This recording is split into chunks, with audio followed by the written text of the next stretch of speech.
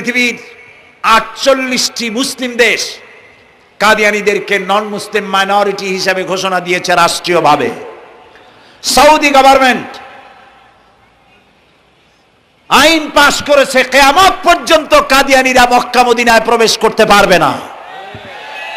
বিগত 100 বছরের ভিতরে কোনো কাদিয়ানী মক্কা মদিনায় ঢুকতে পারে নাই। আজকে বাংলাদেশে খতমে নবুয়তের আন্দোলন নতুন কিছু নয়। দীর্ঘদিন থেকেই উপমহাদেশে খতমে নবুয়তের আন্দোলন চলছে। এই আন্দোলন চলবে যতদিন পর্যন্ত সরকারের পক্ষ থেকে তাদেরকে নন মুসলিম মাইনরিটি ঘোষণা না করা হচ্ছে, আন্দোলন চলবেই। এদের লাশ রাস্তায় ফেলাই দিবা আর 14 কোটি মুসলমান তাকিয়ে তাকিয়ে দেখবে, তা বিশ্বাস করো না। খতমে নবুয়তের আন্দোলন যারা করেন, এই জাতির 14 কোটি মুসলমানের সমর্থন তাদের পেছনে রয়েছে। কাজী তাদের ব্যাপারে উচ্চবাচ্য কথা বলতে গিয়ে ব্যারিস্টার হন, আইনজীবী হন, যেই হন, খতমে নবুয়তের আন্দোলন যারা করে তাদের ব্যাপারে কথা বলতে গিয়ে মুখ সামনে কথা বলবেন।